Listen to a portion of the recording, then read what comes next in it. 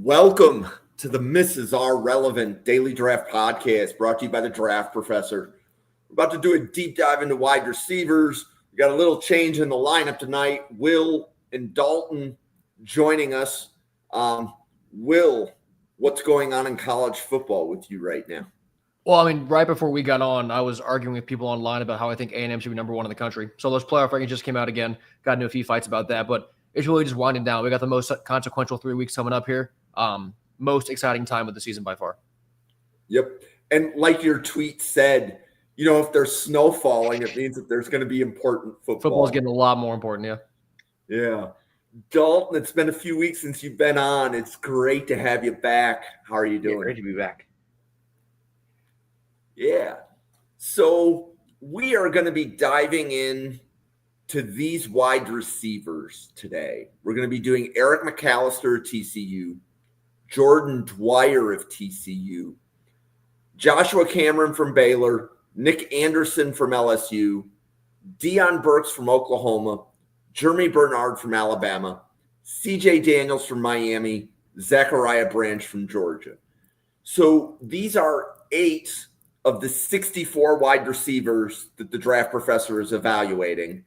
This is the 6th of 8 podcasts.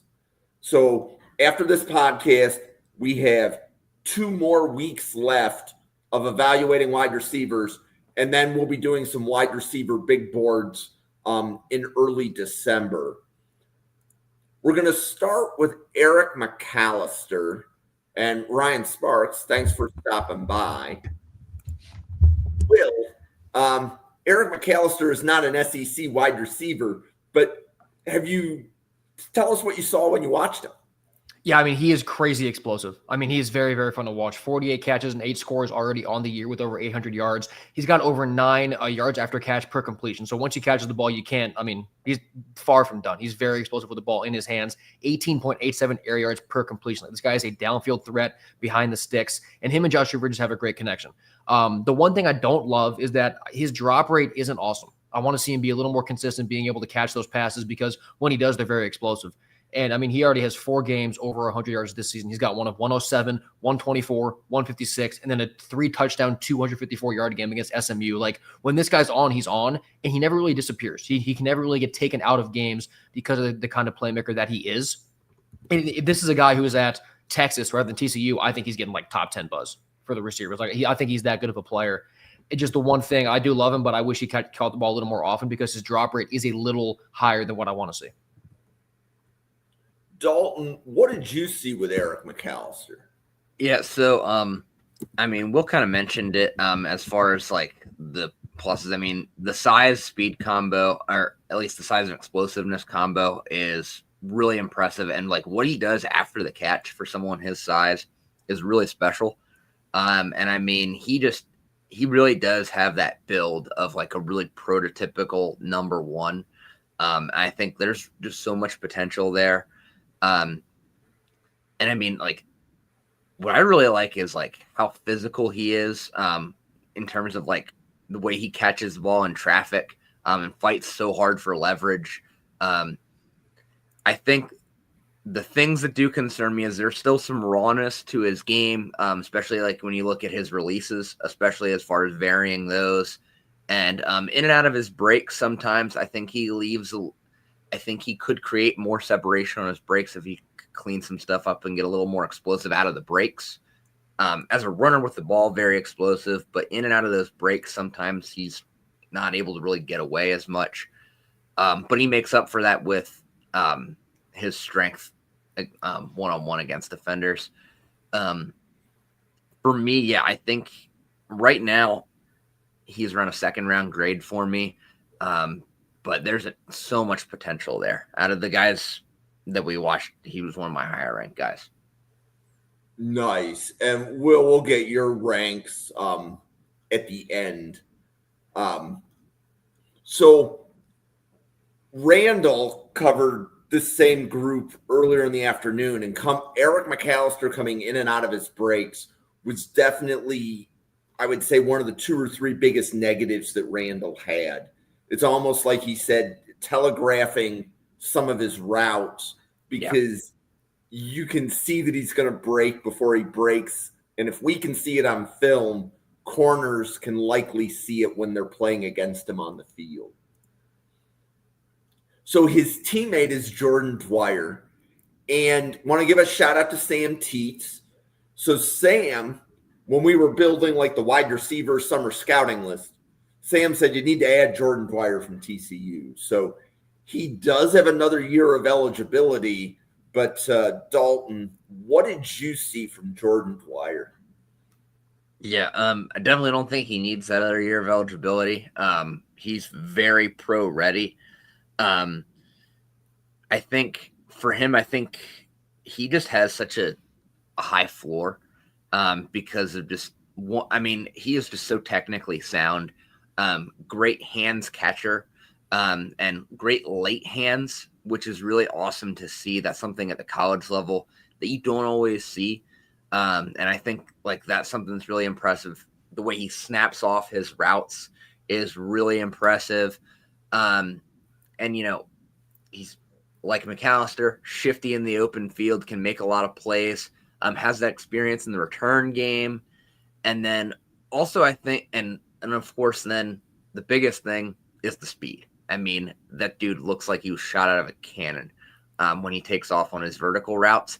But because he also pairs that with such smooth breaks, he's just so dangerous and creates so much separation. I think the biggest concern with him is at 6'1", 195, it may limit what teams can do with him at the next level. He also doesn't win a lot on his release. If he doesn't win with speed, he really does have some trouble getting free on the release. And that might limit him to more of a pure slot role. And I think and there's a couple guys we're going to talk about tonight that I have this concern with, might be a pure slot guy, but the blocking hasn't looked good.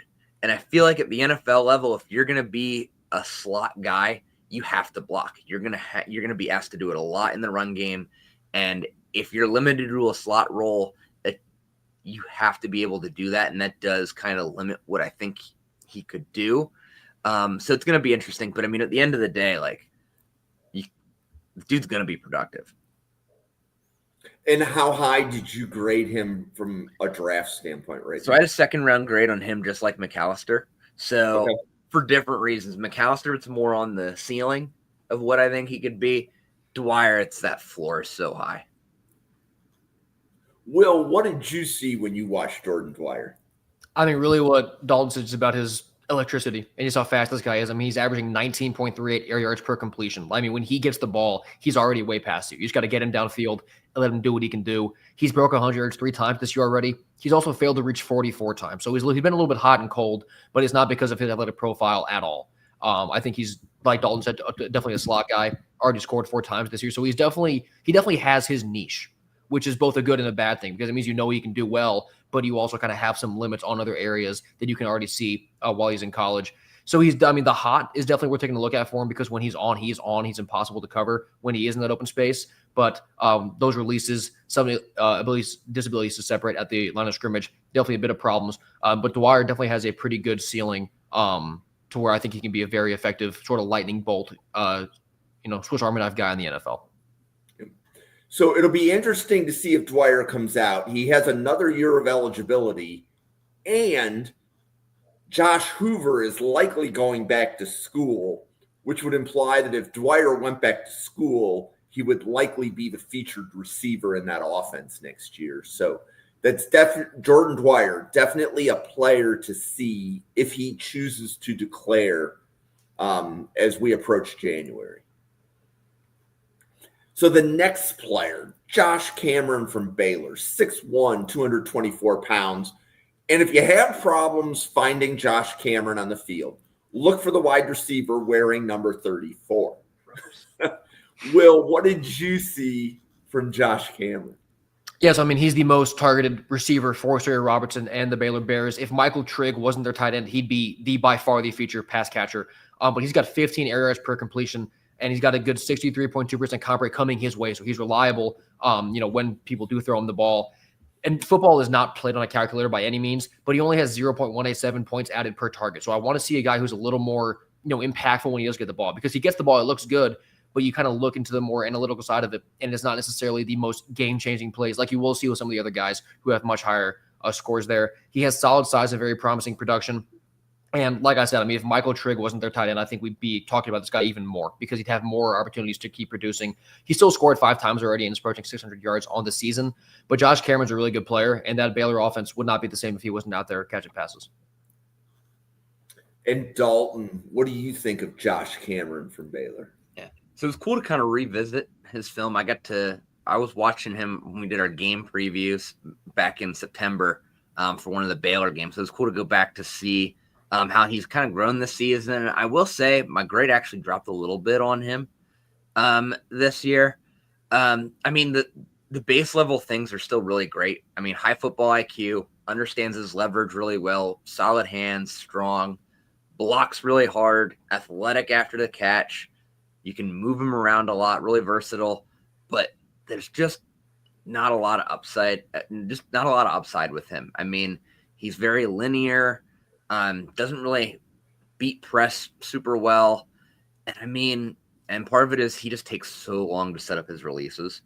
And then the biggest thing that I just really feel like limits kind of what he's going to do as a wide receiver at the next level is he's kind of built like a running back at 6'1", 225. I mean, the number doesn't help, but I mean, sometimes it looks like there's just a running back out there. And I just don't know what exactly he's going to be at the next level. He almost kind of reminds me of like Tyrone Tracy in that, like, could maybe he converts to running back. I mean, I don't know, or maybe he just is kind of a gadget guy that does a little bit of everything, maybe not like a full running back, but maybe, does some Cordero Patterson type stuff. Guys like that. Like, I think because of his football IQ, there's a role for him. So like I have a late 3rd round grade on him. So I think he's still someone that you grab at the end of day 2, just because he's going to be productive in some way. I actually love that comparison. Dollar store Debo. That's perfect. That is such a good ring to it too. Yeah, Ryan Sparks, I'm gonna give you props because like I didn't laugh too loud because I'm on a podcast when I read that. But Ryan Sparks, like that's your joke of the month. Like I'm just saying, like I think you peaked on November 11th. I don't know if it's gonna get better than that, Ryan. And so really Will and Dalton, if you guys haven't met Ryan, he's been on probably 4 podcasts with Draft Professor, and he also has his own draft podcast as well. So Ryan's a really good person to know, more podcast opportunities. But Ryan, that was pretty funny right there. Yeah, I think I did a Monday episode with Ryan a couple weeks ago. You see? So look at that. You see, and that's right, because Ryan's a Baylor fan, and you were probably doing a Baylor preview. I think it was one of the Monday things. Like it was like October, I think. So we were into the positional stuff. Okay. I think. Maybe I'm wrong. Yeah. Okay. So Nic Anderson from LSU transferred to LSU from Oklahoma, probably going back to school. But yeah. Will, how do you tell the story of Nic Anderson the last couple of years? I mean, he's been fighting injuries ever since his freshman year when he had 800 yards and 10 scores, 21 yards per completion. Then he was hurt all of last year with Oklahoma. He's been hurt this year at LSU, and he's been a member of a very crowded receiver room in a bad offense. So it really hasn't been a great spot for him. Just 12 catches this year. And he hasn't shown a lot after the catch, only 2.6 yak on average. But that's really because he hasn't been totally healthy. They haven't been targeting him correctly. I don't really think they haven't really been utilizing his skill set. I wish we had much more of a sample size for him since 2023, but we just don't. So to your point, I do think he does have to go back to school. But I like the idea of Nic Anderson. I think he's got a great frame. He showed what he can do a lot his freshman year. We just don't have a lot in the past 2 years to really go off of. So I do think he's going to go back to school, whether that be at LSU or somewhere else with their coaching change. But I think he'll be a name that we talk pretty highly about next year. Yeah, and I think until we hit September, everything about Nic Anderson will be hype because we're basically going off of a freshman breakout and then injury-plagued seasons which followed. That's the vibe I get. But again, some of this list is built during summer scouting, and then we amend the list. I feel bad that I kept Nic Anderson on the list when he only had 12 catches this year. But Dalton, what do you think of Nic Anderson? Yeah, so Will nailed it. The idea of Nic Anderson is great.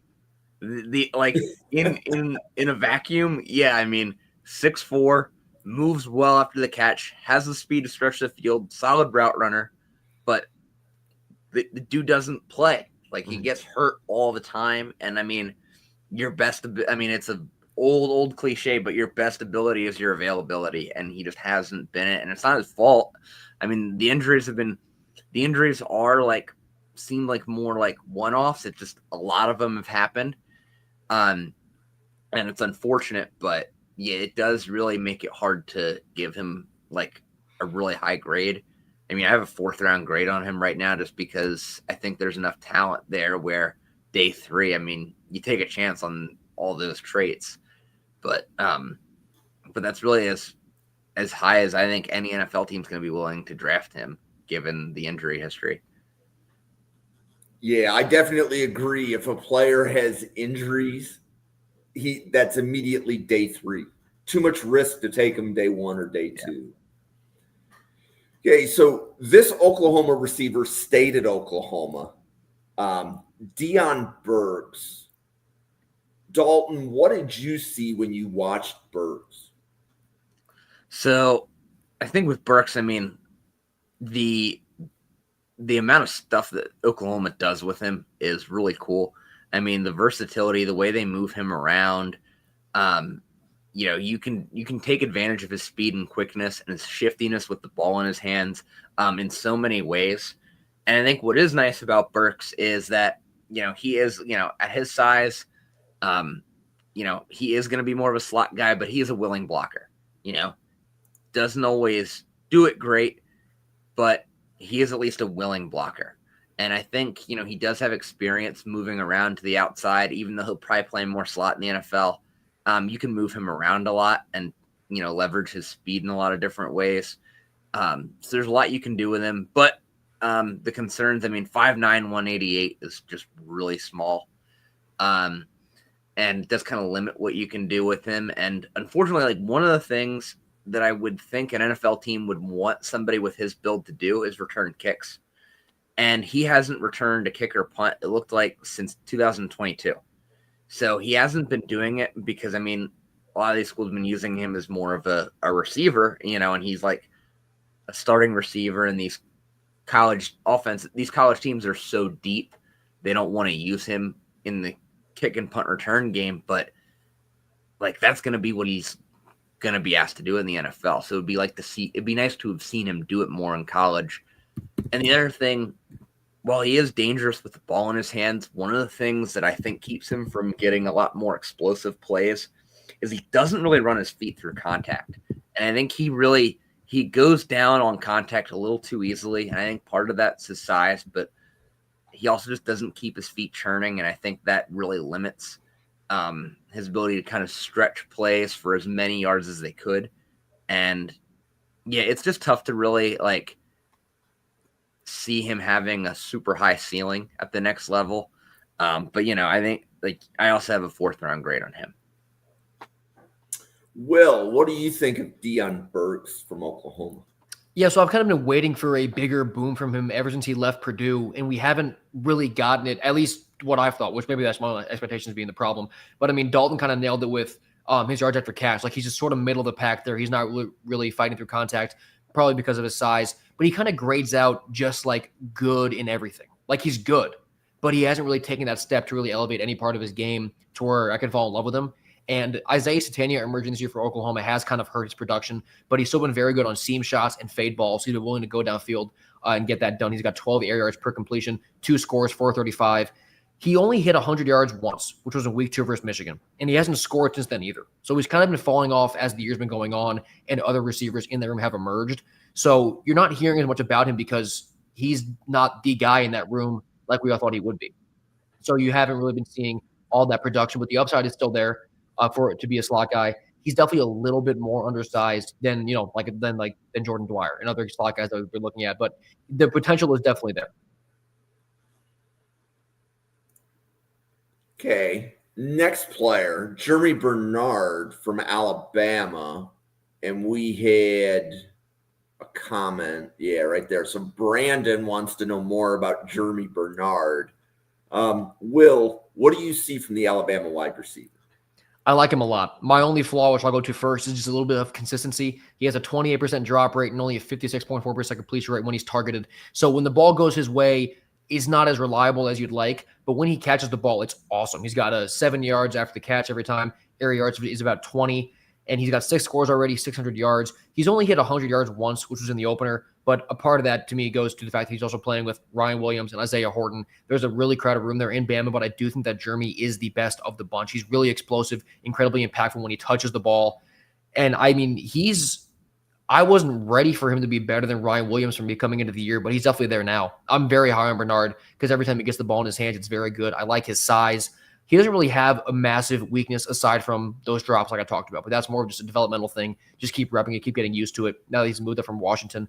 But I think he's way ahead of pace right now for his best season yet. So I think he's going to be pretty high title coming out. Yeah. And I know Owen likes him as well, another draft professor who's actually podcasting at 9 p.m. tonight. Dalton, what do you think of Germie Bernard? So I'm with Brandon here. It's tricky. He's just tricky. Like Will said, I mean, there's a lot to like, especially like after the catch. I also like his body control a lot. And I love the way he stems his routes. He really sets things up really well to get himself open. And you can move him around a lot. I think that's a big thing with him. He just kind of blends in wherever he goes. But I think my big concerns are average speed and quickness. I mean, the traits just don't jump out at you there. Not much of a blocker. But I think the biggest thing for me, and this is a hard one to really it's not very scientific, but he just gives off role player vibes.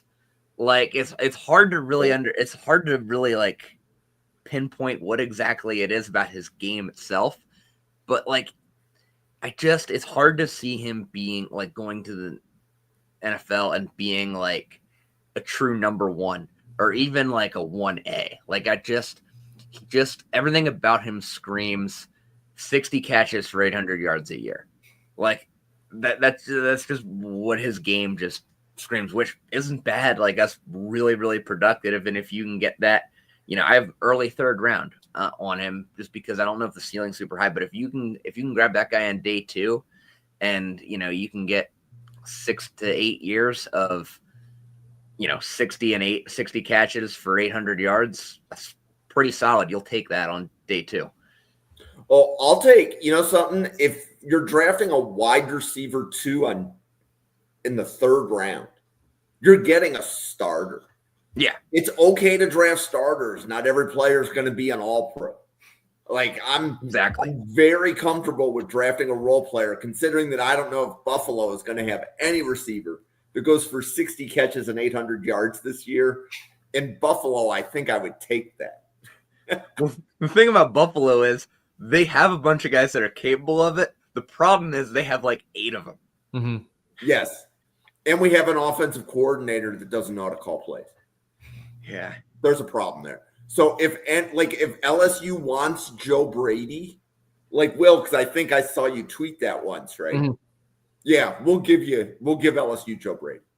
I'm confident in speaking for Bills Mafia on that. Okay, so this one, CJ Daniels was at LSU, and I'm going to say the transfer of the year is CJ Daniels transferring from LSU to Miami. But Will, what do you have on CJ Daniels? Yeah, so I liked him a lot when he was at Liberty at first, going to LSU. I still liked him a lot coming into the year this year. I was not ready for Malachi Tony to totally dominate the target share, though. He has not been getting the reps that I thought he was going to get coming in. But he's a big body downfield guy. That's what he's supposed to be a big body downfield guy, but Miami's only targeting him 7 yards downfield. So I don't really understand how they're utilizing him in that way when you have Malachi Tony to do that versus having Daniels go downfield consistently. He's done it a good bit, and he really has shown flashes of what he can do with his big-time talent with that catch he had in the opener against Notre Dame, and he showed it at Liberty, a bit less with LSU. But this year hasn't really been what I hoped out of him, at least production-wise, box score-wise, which obviously does not tell the whole story. But he hasn't really been overly consistent, and that I don't really blame him for. I blame a combination of Malachi Tony being so good and Mario Cristobal not running a program very well. But I do think that Daniels, with his size, with what we've already seen him prove that he can do in the right situation, he's a really good player. So Dalton, Dalton, had you seen CJ Daniels prior to watching him for the podcast? I mean, other than occasionally like watching a Miami game, I guess, but like I really wasn't super familiar with him prior to the show. Okay, so how familiar are you with him now, and what did you think? Very. So he was my top guy out of this group that I watched. Smart route runner, really good instincts. I mean, he varies his releases well. He's explosive. And I think one of the things that's really awesome to watch is he maximizes every inch of that catch radius. If it is anywhere near him, he's getting his hands on it. I mean, last year, there were a lot of games where he probably should have had several more touchdowns if he had any quarterback other than Garrett Nussmeier. But, I mean, like I was watching that South Carolina game. He easily should have had 2 touchdowns in that game. Didn't have a single one. But Nussmeier just can't hit him.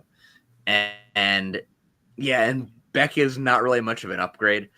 And what I think is, and kind of one of my main concerns, obviously, 6th-year senior is probably the biggest thing.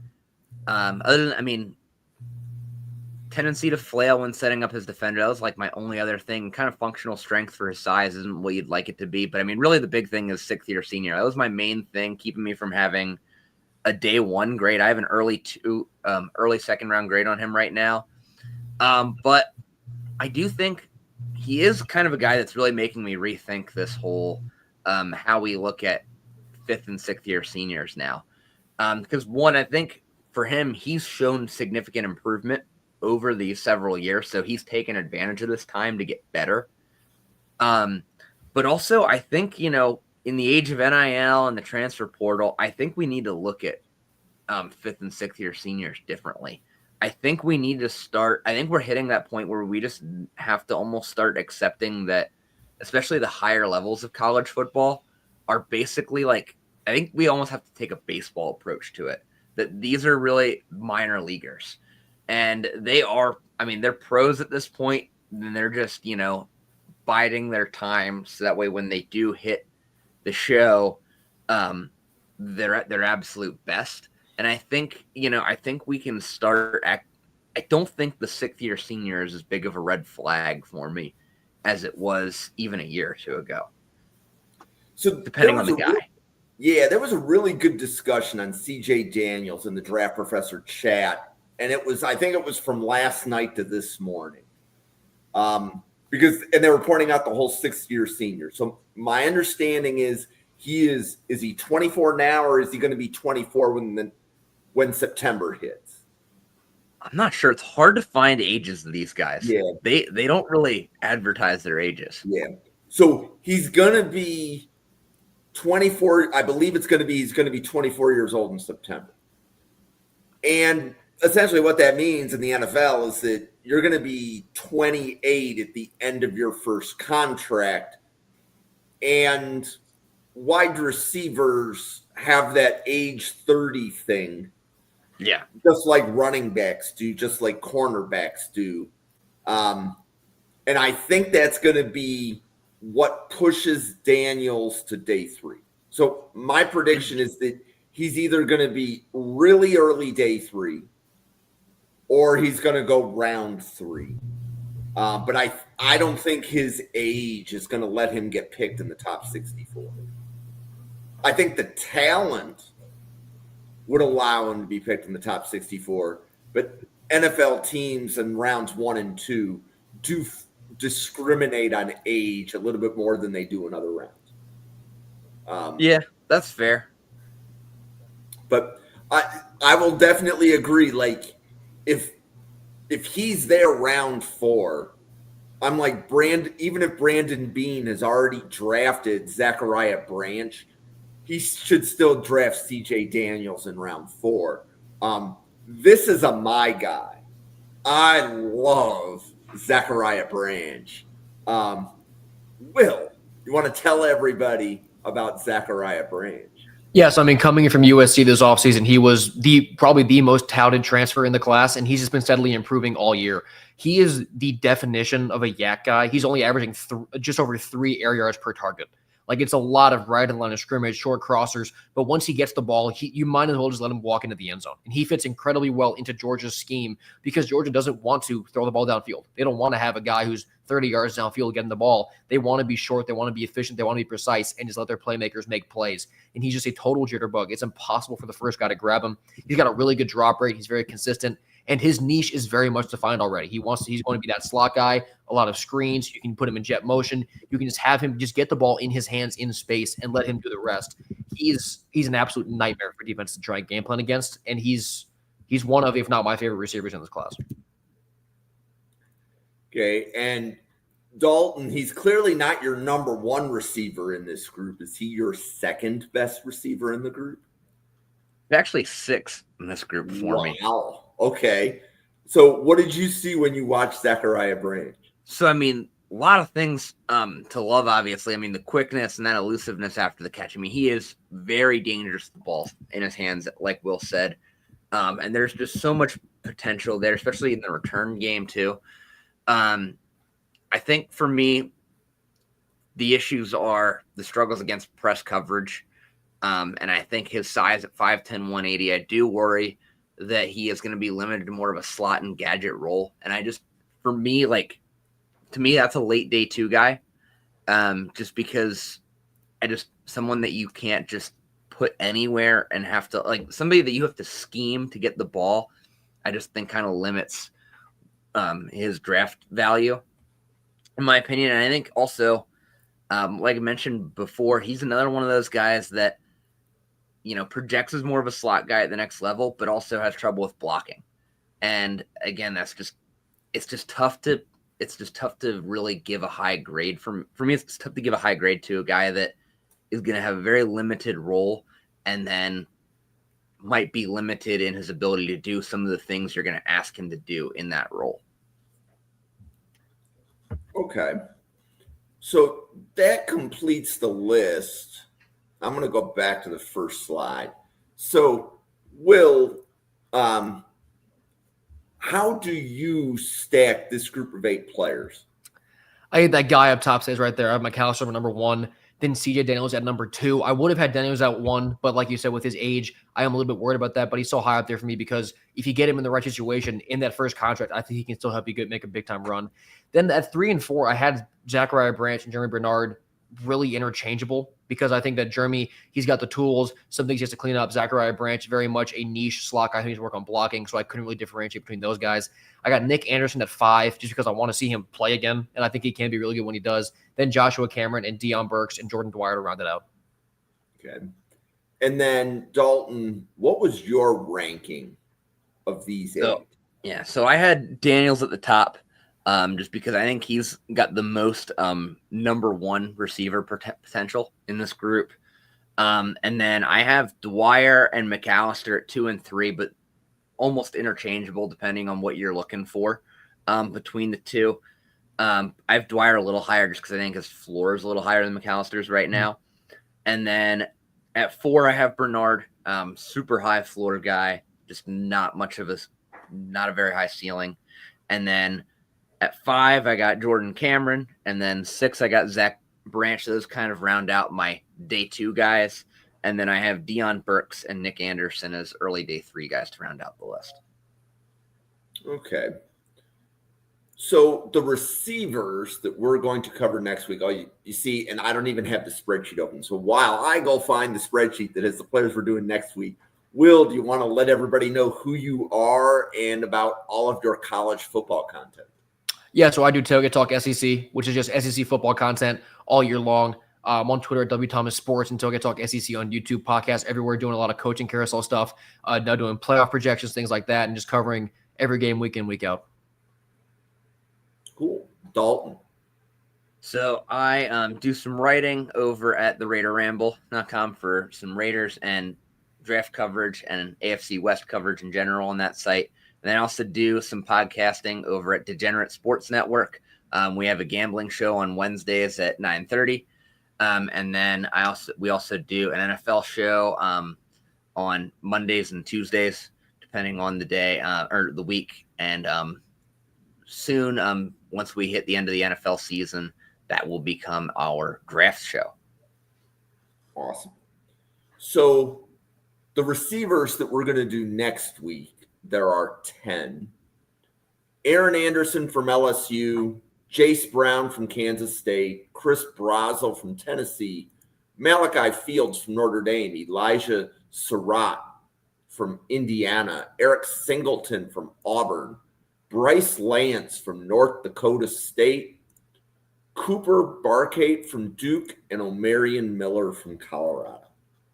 And then after that, the week after is the big, we're going to call it the big fish. So that's Jordan Tyson, Denzel Boston, Mekhi Lemon, Carnell Tate, Jacoby Lane, Chris Bell, Nick Harbor, and KC Concepcion.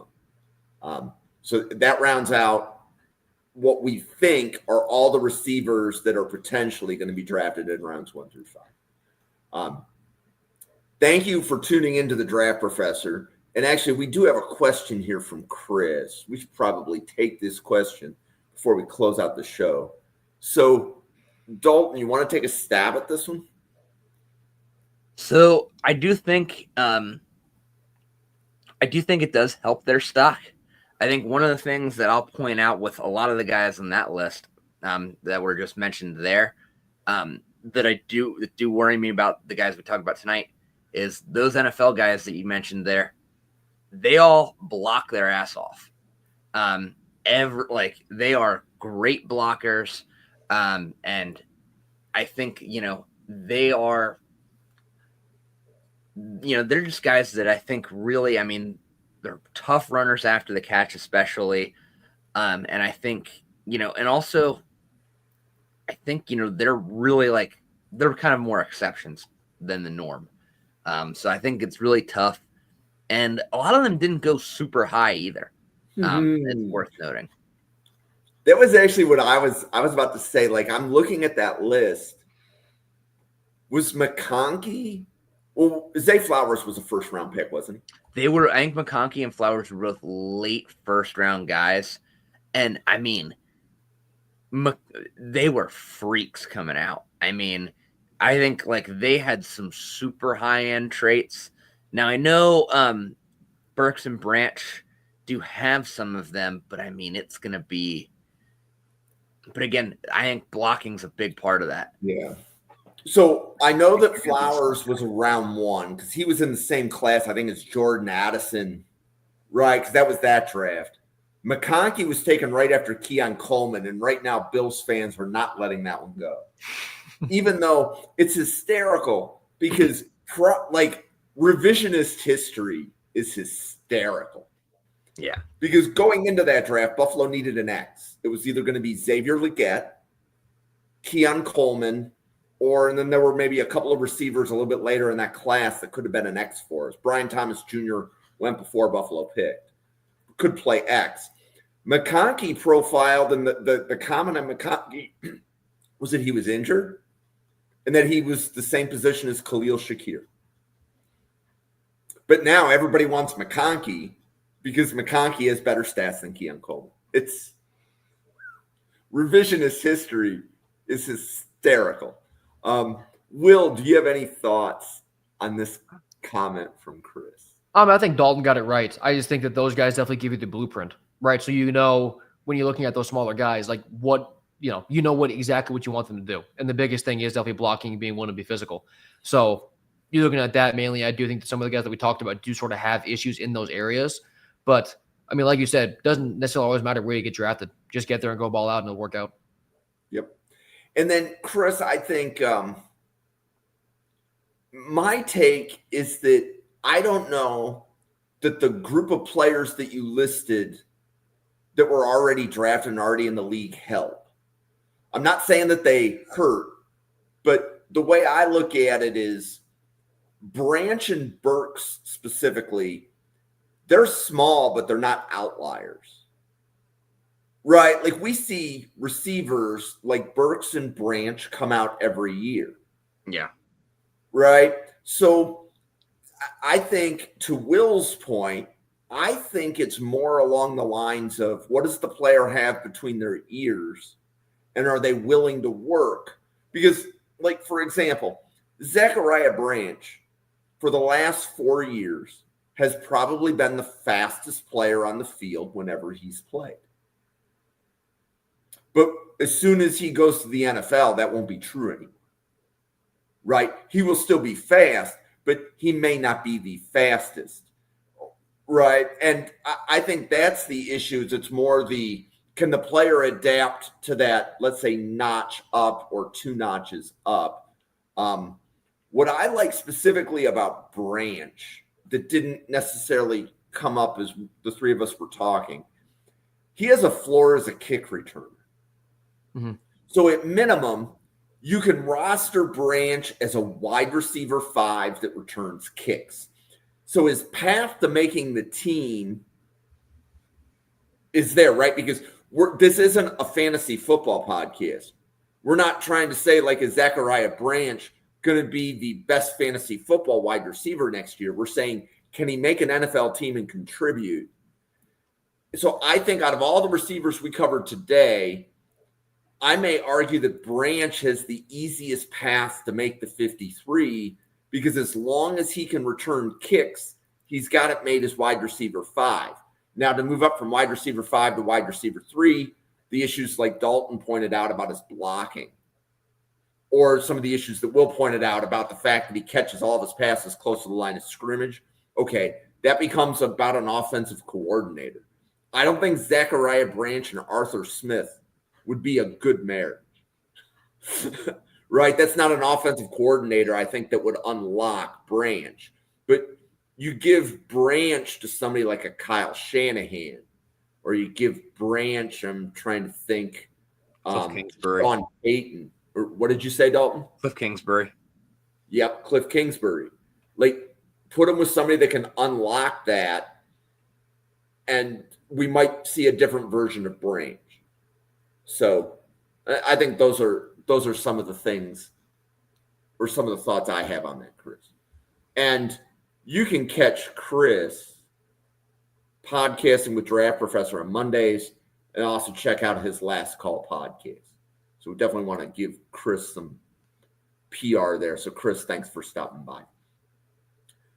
So for Will, Dalton, myself, for the 110 people at the Draft Professor, thank you so much for tuning in, and we'll see you on a podcast again in about 45 minutes with Owen and Jerry Ostrowski.